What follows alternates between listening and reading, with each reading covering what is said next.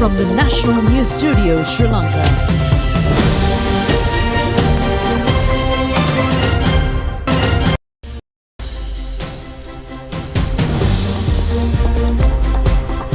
Good evening, this is the National News Broadcast, bringing you your stories for tonight.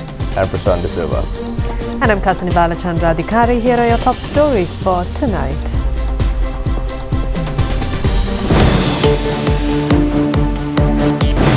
The President reiterates the urgent need to reform the global financial structure. Sridharan becomes leader of the Ilangai Tamil Arasu Party, defeating M.A. Sumanthiran. Rapidly increasing vegetable prices have come down. Trade network to sell consumer items without imposing VAT. The National Thai Pongal Festival in Hatton conducted with the participation of Indian film actors. 5 advisors of Iranian Islamic Revolutionary Defense Force killed in Syria by an Israeli attack.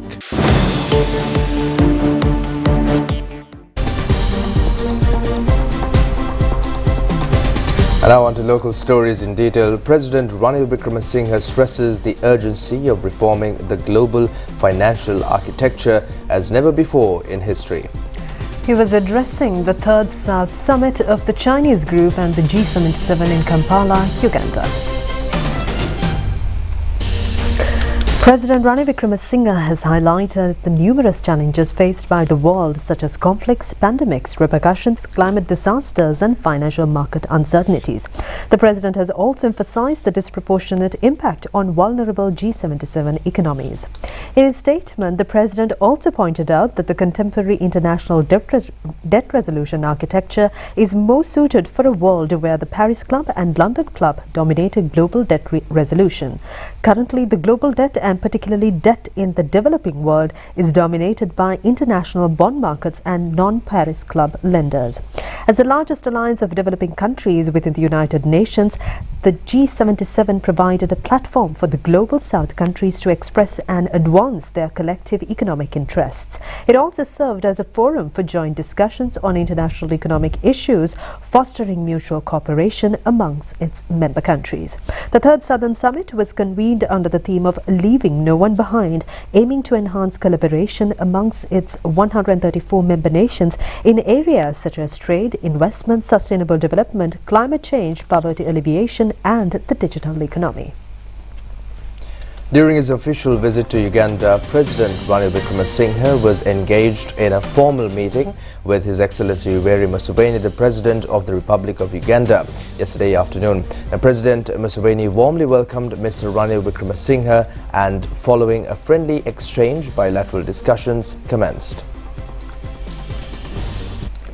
During this meeting, President Yoweri Museveni expressed his joy at President Ranil Wickremesinghe's acceptance of the invitation for the official visit and lauded his significant role in revitalizing Sri Lanka's economy.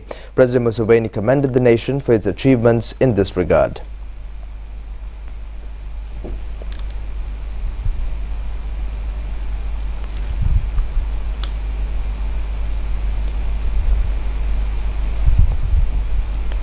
A meeting between President Ranil Wickremesinghe and Minister of Foreign Affairs and Migrants of Palestine, Dr. Riyad Malki, has taken place in the Kampala city, Uganda, today.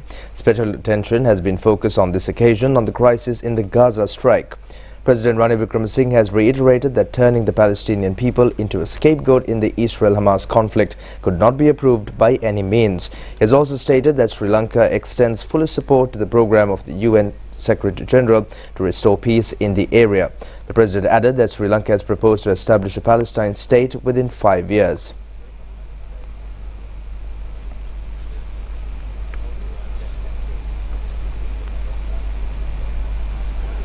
Another meeting between President Ranil Wickremesinghe and Vice President of the Maldives, Hussein Mohammad Latif, has taken place in parallel to the summit today.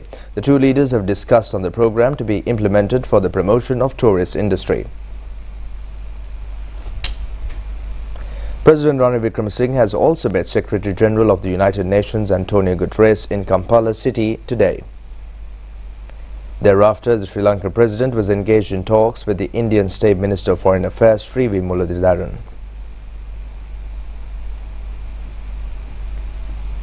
Discussions between Deputy Minister of Foreign Affairs of the Republic of Laos, Fox Baikomthian, and Secretary of the Department of Information and Communication Technology of the Philippines, Evan John Uy, and President Ranil Wickremesinghe have also taken place. United Nations Secretary General Antonio Guterres reiterated his call for an immediate humanitarian ceasefire in Gaza. Speaking at the Non-Aligned Movement Summit in Kampala, Uganda yesterday, he called for the immediate and unconditional release of all hostages. Leaders from the 120-member bloc met amid deep division globally, including rising geopolitical tensions, climate catastrophe, widespread poverty and raging conflict in Sudan, Ukraine and Gaza. UN Chief Guterres said that following the Hamas attacks, destruction of Gaza and the number of casualties caused by the Israeli army in such a short period are unprecedented during his stint. He said the mortality includes 152 UN staff members, a heart-wrenching tragedy for the organization, for their families and for those serving in Gaza. But from lack of food and clean water, hospitals without power and medicine, and grueling journeys to even smaller slivers of land to escape the fighting. This must stop. I will not relent in my call for an immediate humanitarian ceasefire and the immediate and unconditional release of all hostages. And we must do all we can to prevent spillover of this conflict across the region, in the West Bank, across the blue line between Israel and Lebanon, and in Syria, Iraq and the Red Sea. The refusal to accept the two-state solution for Israelis and Palestinians and the denial of the right to statehood for the Palestinian people are unacceptable. These would indefinitely prolong a conflict that has become a major threat to global peace and security, exacerbate polarization and embolden extremists everywhere. The right of the Palestinian people to build their own state must be recognized by all. Parliamentarian Sivanyanam Sridharan has been elected as the new leader of the Ilangai Tamil Arasu Party. This was the first occasion of a leader of the party chosen through ballot. The candidates who have competed in the vote for leadership were parliamentarian Sivanyanam Sridharan, M.A. Sumanthiran and former parliamentarian Yogeshwaram. Sridharan has received 184 votes and M.A. Sumanthiran 137 votes. Accordingly, Sridharan was elected as leader with a majority of 47 votes. The new leader had formally entered parliament in the year 2010 through the party of Suresh Premachandran. In the general election of 2015, he had contested under the Tamil National Alliance and re-elected as a parliamentarian. Leader of the Ilangai Tamil Arasu Party, Sivanyanam Sridharan, said that he has been chosen as party president through a vote. He added that he would unite all in the party to fulfill the aspirations of the Tamil people. Sridharan further said in future he would give leadership to the Tamil community, fighting to win their rights. The new leader has also stated that he expects cooperation of all for the well-being of the general public. Our correspondents say vegetable prices, which were escalating at a rapid pace, have now gone down appreciably. The carrots, which had fetched high prices earlier, are now at a relatively lower level. The price of a kilo of carrots, hovering within the range of 2,000 to 2,500 rupees, was sold at the Bandaravilla Wholesale Vegetable Trade Centre between 600 to 700 rupees today. Even the prices of vegetables such as beans, tomatoes, leeks and cabbage have also come down. Traders say with decline of torrential rains in the upcountry region during the past few days, markets are now receiving vegetable stocks in bulk quantities. A decline in the prices of wholesale vegetable stock has been witnessed in the capital Special Economic Centre as well, which is considered as the hub in the distribution of upcountry vegetables throughout the country. Retail prices of vegetables have been dropped considerably also in the Anuradhapura area. The bulk vegetable stocks in the Tapputikama and Dambul economic centres have also recorded lower prices. Adequate stock of vegetables were available, resulting in a decline in retail prices in vegetables in the region.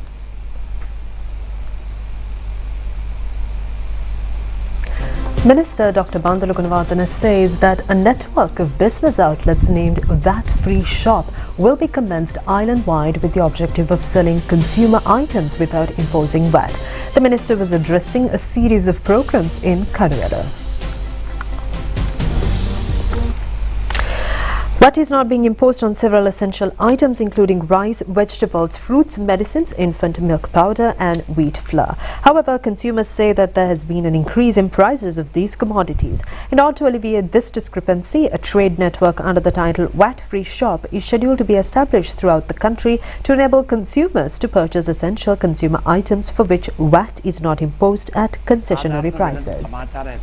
Minister Dr. Bandhu Gunawardena said that if fair trade transactions are not being carried out under the existing system, provisions could be made to conduct businesses under the Road Development Authority. These shops would sell only VAT-free items. The business locations have been identified for the private sector traders to sell these goods.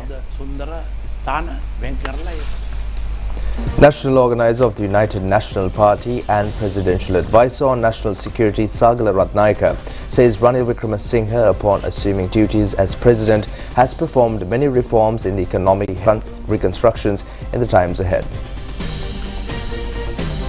The event has been conducted in connection with the issuance of the identification cards for the members who have been trained as opters of the UNP.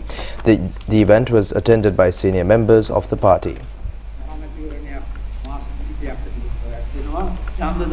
Dr. Karunasena Kodithawaku, President of the Political Research Division of the party, said that a general election is scheduled to be conducted in several months. The party is readying itself to fulfill the target of securing 10 million votes. Presidential Advisor on National Security Sagala Ratnayaka said that Sri Lankans are used to pay-as-you-earn system. However, the collapse of this system in 2020, the amount of money received into the hands is increased. However, with the reimposition of the plan, we need to further expand the tax net. The country has exceeded the expected limit of the IMF. The taxation policy should not pave the way for the collapse of the economy.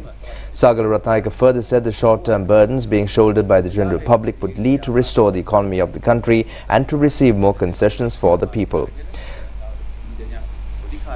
Parliamentarian Vajra Abeyewardene said a larger opposition is in the process of being formed. He added that opponents are yearning to amass the anti-government vote. They are also talking about chasing the IMF, yet there is no other road for economic recovery. Vajra Abeyewardene has also called upon all to elect the incumbent president once again as the president of the country.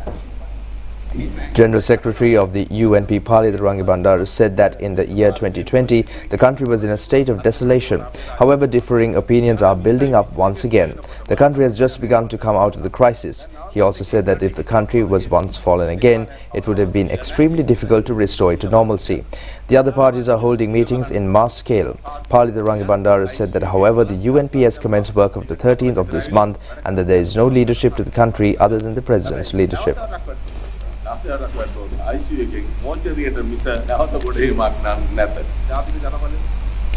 A review meeting was conducted yesterday at the President's office, chaired by Mr. Sagala Ratnayaka, Senior Advisor to the President on National Security and Chief of Presidential Staff, to discuss the progress of the Pico Trail project aimed at boosting Sri Lanka's tourism industry.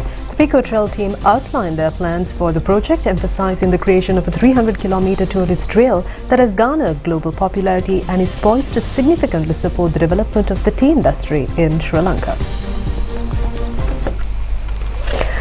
Highlighting the potential to attract tourists who haven't previously, importance of the project in expanding the country's appeal as a tourist destination.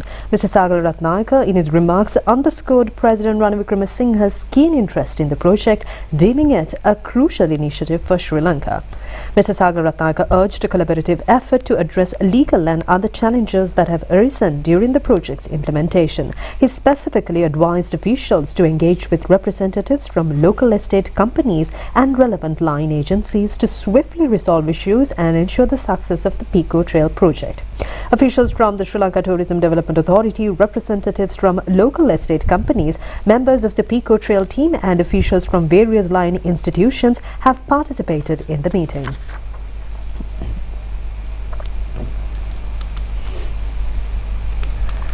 987 suspects connected to numerous forms of racketeering have been arrested in police operations carried island-wide in the past 24 hours. The police say that those among the arrested, there were 324 suspects whose names were included in the list forwarded to the crime division. A special search operation was conducted in the Kotahena Police Division from 3 a.m. to 6 a.m. today. During the raid, a stock of narcotics of different types was detected and many suspects taken into custody. A close associate of Bloomingdale Nipuna was arrested with a stock of ice narcotic by the police special task force. The culprit apprehended in yesterday's raid at the Bloomingdale Police Division was a person aged 26 years. A close companion of organized expatriate criminal and drug dealer named Varuna, who is engaged in drug-related frauds of the local level, was arrested at the Burulapitia in Minuwangoda. He was a 36-year-old resident of Udugampola. Inaugural ceremony of the program under the theme Secured Tomorrow to Liberate the School Community from the Drug Menace was held at the Maharagaman Youth Services Council yesterday. The event was presided over by Acting IGP Deshabandhu Thendakon. A batch of 200 persons comprising of members of youth clubs of the council and university students are undergoing training in the initial program. Thereafter, they are scheduled to be deployed in drug elimination programs in schools. Under the fifth stage of the program to establish community police units, community police members in the Colombo Central Division were enlightened at the PD Sirisena grounds in Malikavatta yesterday. A group including Minister Tiran Alas has participated in the program. Minister Tiran Alas said that narcotics valued at 4.7 billion rupees have been apprehended and property worth of 725 million rupees have been seized. Objective on the international scale have been raised and protests have been waged at Human Rights Commission. The minister said that he does not believe such threats could impede the program. The minister has pledged that he would halt the program only after eliminating the scourge of drugs.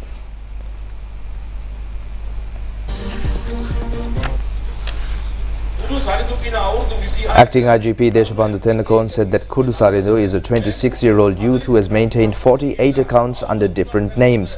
The acting IGP further said that there have been transactions amounting to 1,059 million rupees in his accounts within a period of 3 years. He had in his possession 79 vehicles. All his properties have been taken over by the police. Acting IGP Deshabandhu Thendakon also said that all criminals in the overseas will be brought back to Sri Lanka and will be punished. And here's for more local news items in brief. A person was killed in a shootout at a telephone sales center at Thalijavila Junction in Mathara last night. Two unidentified gunmen who came in a motorcycle was reported to have killed the person. Police says the motive of the killing has not yet been identified. The newly constructed Apeksha PSS cancer patients ward at the new District General Hospital in Kamarugama, Mathura was declared open yesterday. Secretary to the Ministry of Health consultant physician Palita Mahipala has presided over the opening of the hospital, which was built at a cost of 80 million rupees.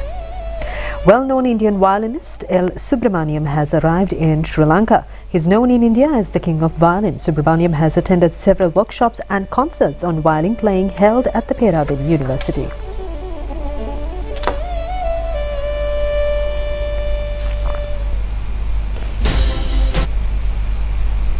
Mini Input Sri Lanka International Television Creativity Vision and Conference was held at the Kalaniya University premises recently under the creative contributions of the German Cultural Center.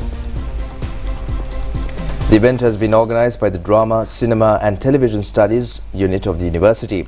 Vice Chancellor of the university, Senior Professor Nilanthi De Silva, and representatives of the German Cultural Center, including its director Stefan Winkler, have graced the occasion.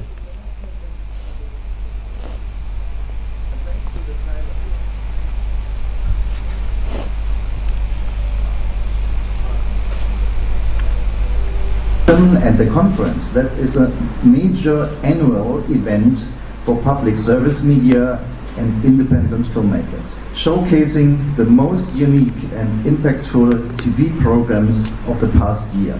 Through discussion and exchange of ideas, the Input Conference explores possibilities for innovative program production since its inception in 1977. Based on this yearly conference, the international conference, mini inputs are organized by national input coordinators in over 30 countries following the Input Conference. A National Thai Pongal Day ceremony was held at the Dunbar Stadium in Hatton today. A special feature of this occasion was the participation of popular South Indian movie stars. The event was presided over by Minister Vidura Vikramanayaka and Jeevan Thondaman. Milk rice was processed in 1,000 pots. In parallel to this event, many Hindu cultural features have been highlighted through concerts. The Tamil community has welcomed with grandeur the South Indian film artists.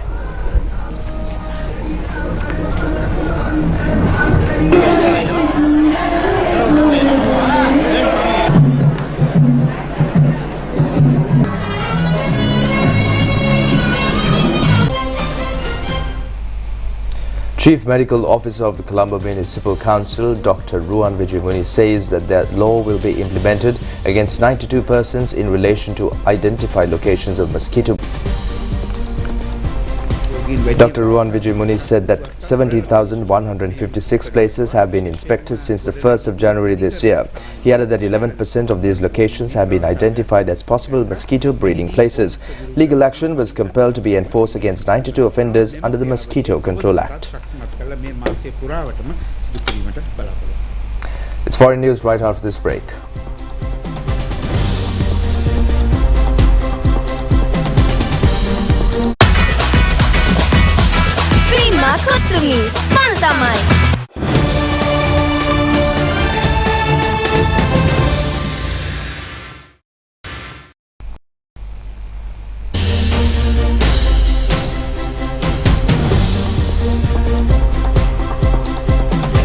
Welcome back and taking a look at your foreign news tonight. Iran's Islamic Revolutionary Guard Corps says 5 of its military advisors have been killed in an air raid on a residential building in Syria's capital in Damascus. Syrian state media reported the attack yesterday took place in the Mazeh neighborhood. It said Israeli aggression targeted the building. Iran also blamed Israel for the attack, saying it reserves the right to respond.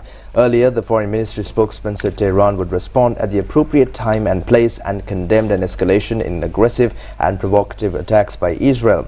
The Iranian state media said the attack, which is believed to have been carried out with at least 4 missiles, completely destroyed a 4-story building. Israel has yet to comment.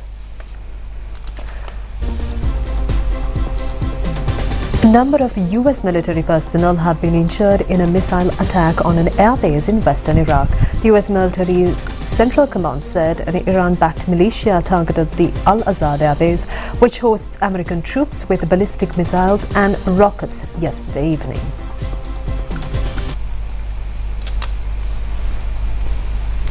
An unspecified number of U.S. personnel were undergoing evaluation for traumatic brain injuries. At least 1 Iraqi service member was wounded in the attack. The strike against the base was claimed by a group calling itself the Islamic Resistance in Iraq. According to the U.S.-based Washington Institute for Near East Policy, the group emerged in late 2023 and is comprised of several Iran-affiliated armed groups operating in Iraq. More than 490,000 people have been affected by the floods and mudslides triggered by the recent heavy rainfall in the southern region of the Philippines. The agricultural losses caused by the recent rain-related disasters have exceeded $1 million. Davao del Norte province and 5 other towns in the country have declared a state of disaster. The Civil Defense Office of the country has reported several landslides in the Davao region, resulting 13 fatalities. Flash floods have swept away cars, houses, power lines and a crucial bridge in the Tanzanian city of Dar es Salaam following heavy downpours yesterday. The East African nation has received above normal rainfall in recent months due to the El Niño weather phenomena. The downpour commenced in the early hours of yesterday and persisted throughout the day. Even with light rains, Dar es Salaam district is considered to be susceptible to flooding due to inadequate drainage systems in the city. Official figures on casualties, injuries and the cost of damage to property are not readily available.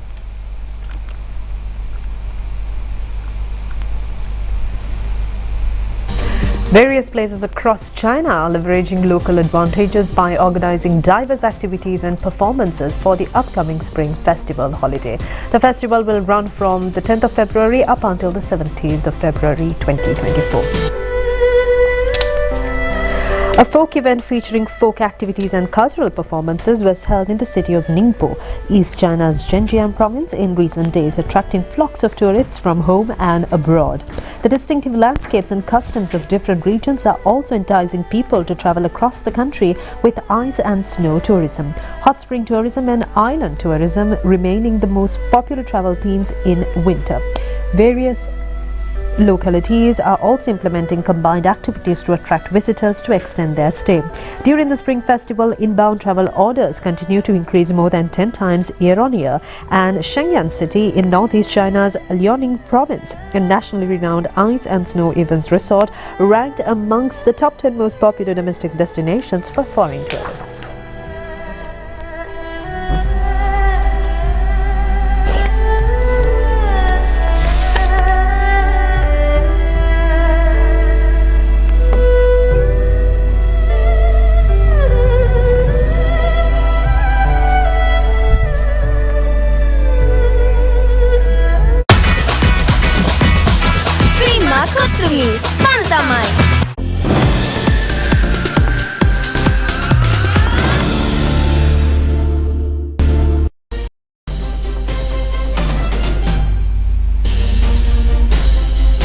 The CHNFC team has beat the Army team in an inter-club league rugby tournament match played at the Army grounds in Panagoda.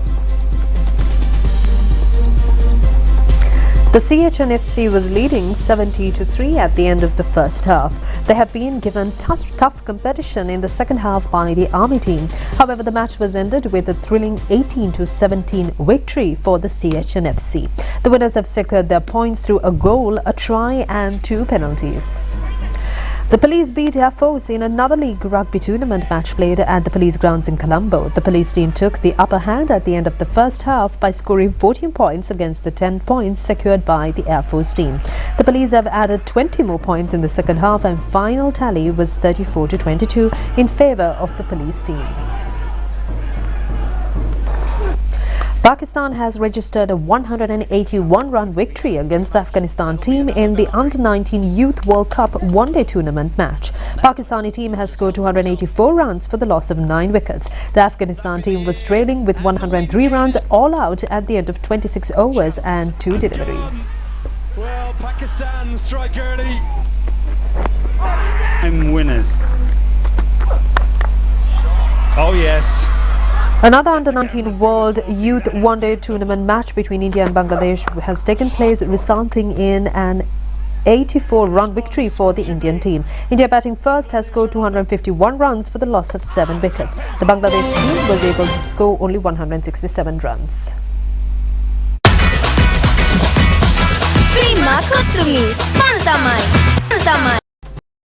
That concludes your news bulletin for tonight. We'll be back tomorrow as well with the very latest, together with Kastani and Prashant. Good night.